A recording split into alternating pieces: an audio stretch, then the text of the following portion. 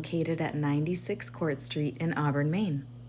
Over the last year or so, my interest in antiques and antique stores has definitely increased.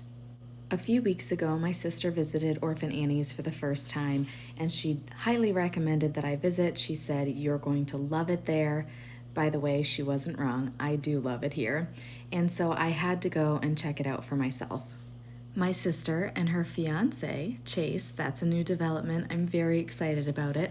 So my sister, her fiance, and I all visited Orphan Annie's on this outing. My initial impressions as I walked through the doors of Orphan Annie's was amazement.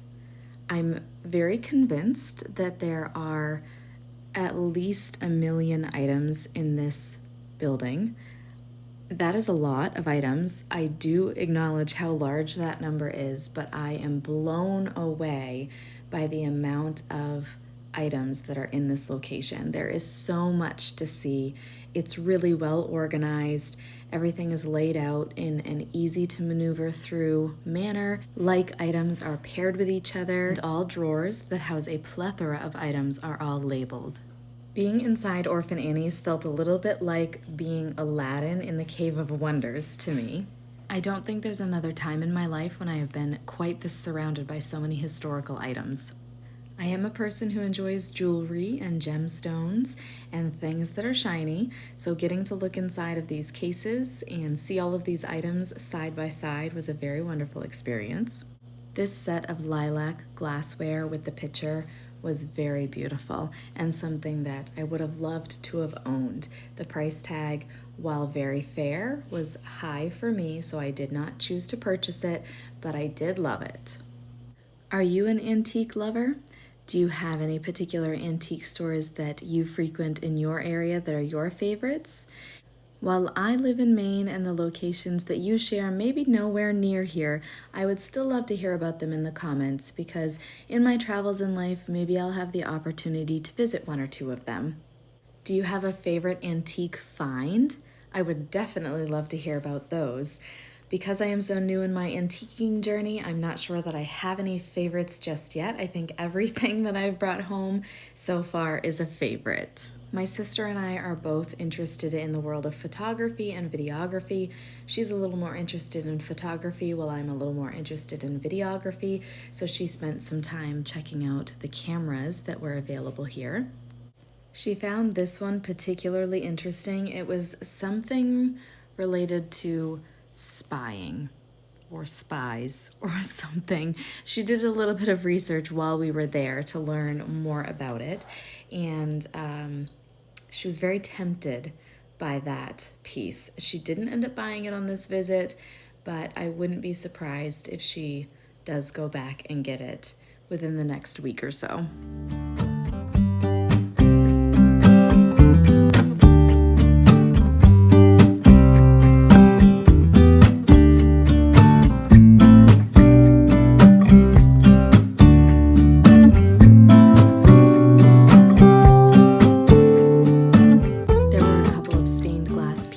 That were available on the day that I visited. I have a little bit of an obsession with stained glass. I don't actually own any pieces of stained glass, but I find it beautiful and it does always catch my eye, whether it's in an antique store like this or in a building.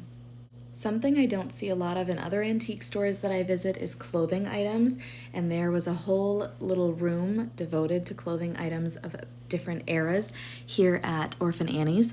I feel like in addition to an opportunity to find some really unique pieces that others wouldn't own, it could also be a great place for people to look for clothing items if they participate in plays or musicals. By far, one of my favorite things about my visit to Orphan Annie's was getting to see so many lighting options from various eras. I am a person who really appreciates the light provided by a lamp versus an overhead light. In my classroom, for example, I choose to light with entirely string lights and lamps, so that was something I was especially drawn to when I visited the antique store today. There were several overhead light options that I did find exquisite on this trip. They were not bright like today's overhead lights, so they felt much more like a lamp light to me, and I was just so drawn to them partially because of the light that they were giving off, and then also because of their structure, colors, and the other various elements that went into creating them.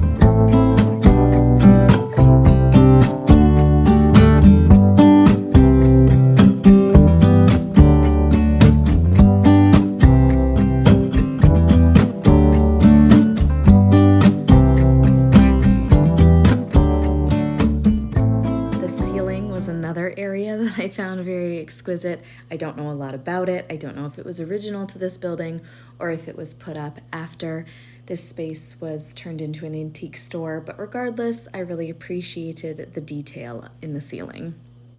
This set of dishes really reminded me of the Fiesta ware pieces.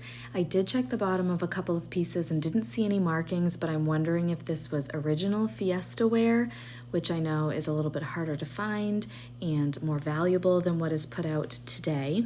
While my knowledge of antiques is minimal at this point, my appreciation for them is vast, and I do try to learn whatever I can whenever the opportunity arises.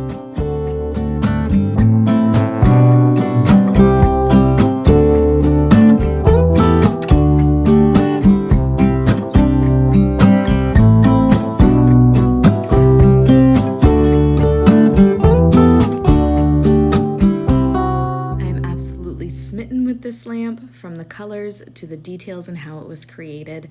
This is another light fixture that I was in love with when we visited. I think I would need a mansion just to house all of the light fixtures I was in love with today. The mechanism for opening and closing this cabinet was something that I was really mesmerized by. I don't think the cabinet itself was even for sale, but really adored the way it opened and closed.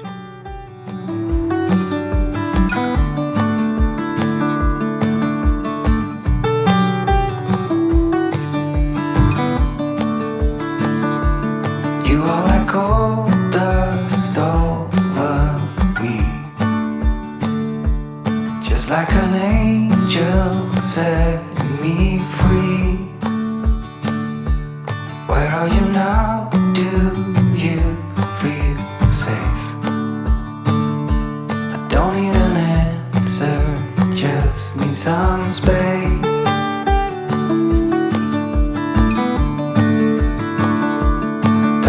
Darken your front door. That is not what I came here for.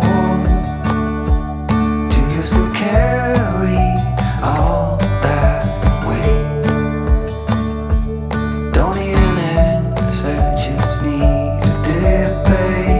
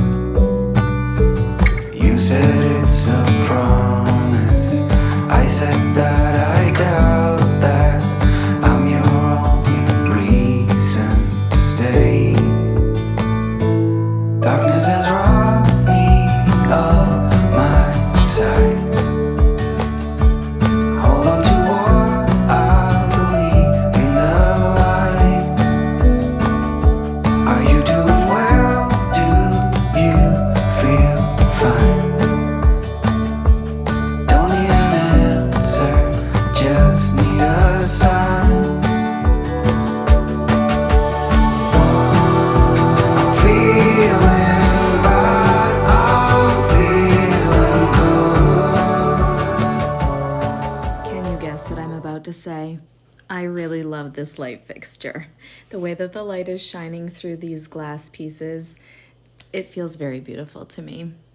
This is an amazing color of glassware. I truly don't know much about it, but I was definitely interested and spent some time admiring it. There is not an inch of this store that is not being utilized to house antiques. And as I mentioned, things really are organized pretty well around here. So it's pretty incredible to me that every last inch of this facility can be utilized and organization can still be maintained. So I give credit to the owner of this store and the staff that work with him. They're doing a great job. Orphan Annie's was opened in 1977 by Dan Poulin, so he's definitely had some time to collect a lot of wonderful things over the years. I visited Orphan Annie's Antiques website, and one of the things that the website said is that at Orphan Annie's Antiques, the sights, sounds, and smells take you back to a simpler time as soon as you walk in the door, a time of wonder and innocence, marvel and magic. And I really do have to agree that that is indeed how I felt as I spent time here today. I could feel the passion that both Dan, the owner, and his staff have for this shop and all of the antiques within it. On the website, it goes on to say, once you enter, you feel that you have entered a treasured old-time realm. These items have been treasured by someone so much that they had preserved them for at least a lifetime, and in some cases, for several lifetimes. Regardless of the item, every object in the shop tells a story, and you can add on to that story by adopting a gorgeous antique from Orphan Annie's. I love that. I love the notion that these items have lasted for longer than I have in many instances, and just that knowledge, kind of power even, that by bringing any of these items home, you can be adding on to the story that goes along with them. On the website, they also boast that they have rare items that can be found nowhere else in the world, and sometimes several of each item are available to choose from. While this was my first visit to Orphan Annie's, my sister had come just a couple of weeks ago, as I had mentioned before, and she was already commenting on our trip today how many items she saw the last time she was here that were no longer here. As we perused around, we did see quite a few shoppers come and go, so it is a busy location. There were a few reviews included on the website, and I'm going to share one of them with you because I feel like this person wrote exactly what I was feeling. This person says, I felt like I was a witness to the best collection of everything ever collected. Every nook and cranny has a vignette of treasures that have been beautifully displayed. Super clean, not one speck of dust, which is insane considering the sheer magnitude of the glass in the place. The man running the place was so approachable and so knowledgeable. This place is like walking into a movie scene. I want to go back and look around for hours, but I have to go to work because I have my eye on a delicious bronze chandelier. I feel like I could have written that myself because there were quite a few items I had my eye on, and ultimately if I could have purchased everything that I had truly felt passionate about in this store today, I would have spent thousands of dollars. And unfortunately, that isn't realistic for me at this point in my life, but it was a true treat to go and enjoy the sights. Feeling like I never could.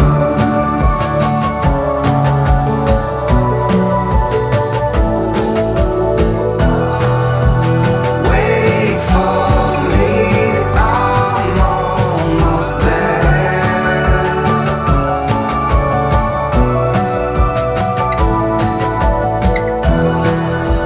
Soon we're floating in the air.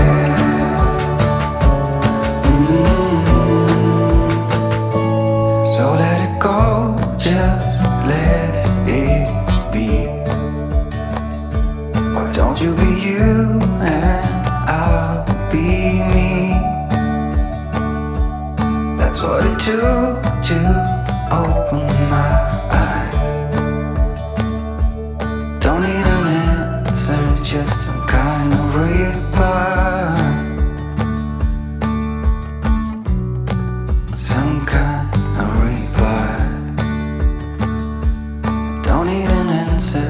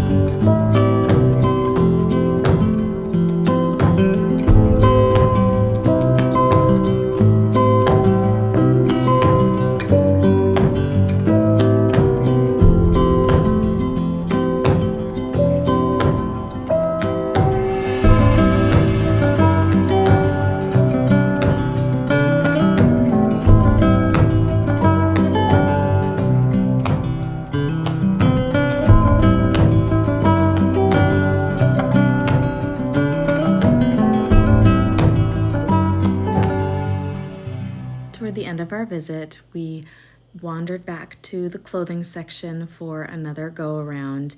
It just felt like we needed to travel through the store once and sort of just take it in and settle, and then take a second trip around to look more deeply or kind of look at the second layer of items that existed. So I definitely saw many things that I hadn't seen in my first perusal through this area, and we got a little silly in this space. I picked out a wedding dress for my sister since she is recently engaged, and then Chase picked out a bridesmaid, or a maid of honor dress. I do get to be the maid of honor in this wedding.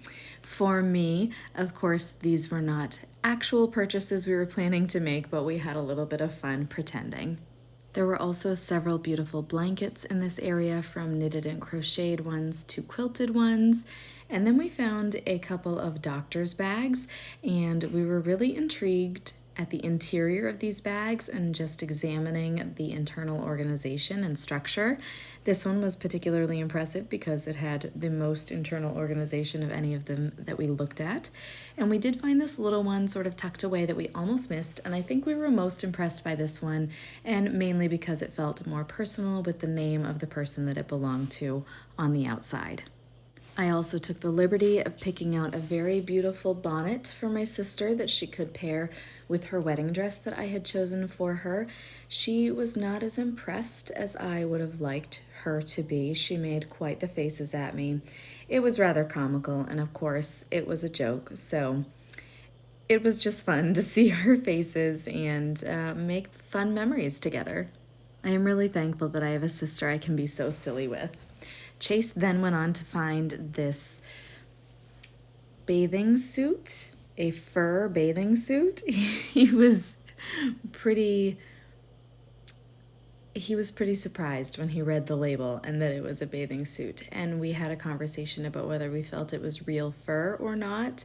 And I don't think that we ever came to a final conclusion on that.